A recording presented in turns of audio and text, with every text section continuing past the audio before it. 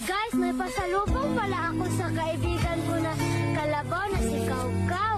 Ito guys, so tingnan natin kung ano ang reaction niya guys. So, tatawagin ko muna siya guys ha.